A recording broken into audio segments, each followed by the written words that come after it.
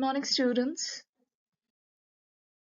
Our today's lesson is On Killing a Tree by Gieve Patel. First, let's talk about the author.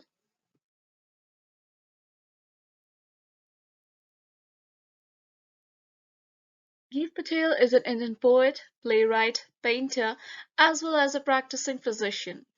He belongs to a group of writers who have subscribed themselves to the Green Movement, which is involved in an effort to protect the environment.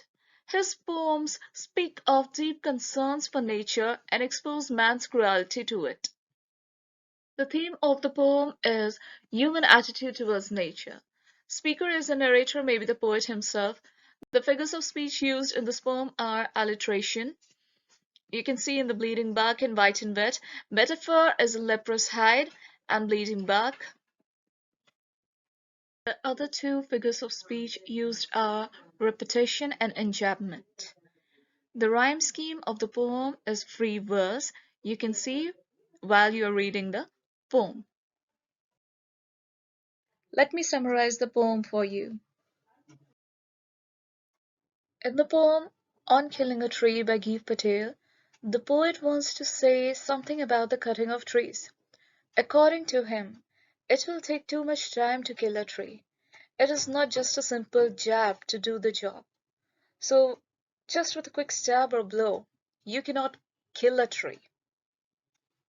Because the tree has grown slowly, consuming the earth, rising out of the earth.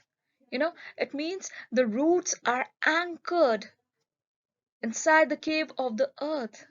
Okay, they are, throughout the years, they have absorbed sunlight, air, water.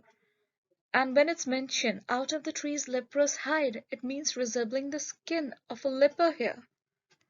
It refers to the discolored bark of the tree. The newly formed leaves begin to sprout.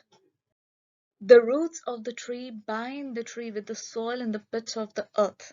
From there, the most sensitive and hidden part of the tree, the roots, have to be detached. The roots are white in color and are damp. So if you really want to kill a tree, you need to pull out the root completely. You might have seen a woodcutter may hack with repeated and regular blows, but still this alone will not do the job. The tree does not seem to feel any kind of pain because the bleeding bark seems to heal all the time. If you take a closer look, the trunk of the tree from close to the ground will produce curl green twigs that will rise from the miniature boughs. If the growth is not checked, then they will expand again and grow to the former sizes.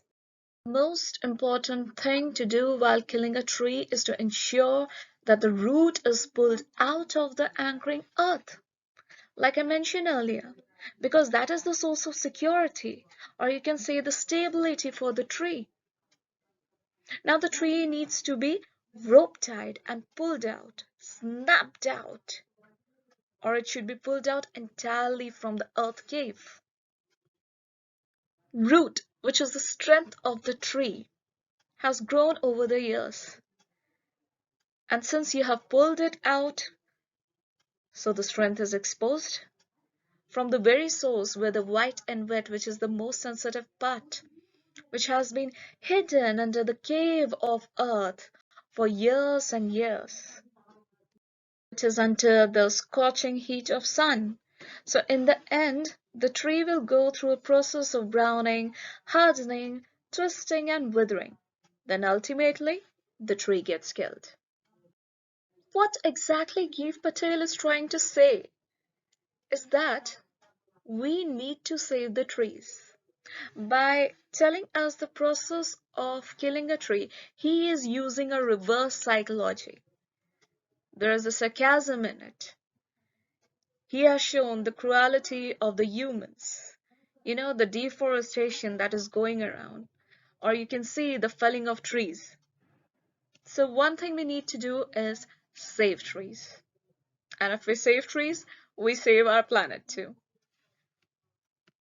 That's all for today. Revise the chapter thoroughly, go through the question answers, and you can just write down any confusion you have in the poem, and I'll take it in the next class. Okay, then bye-bye.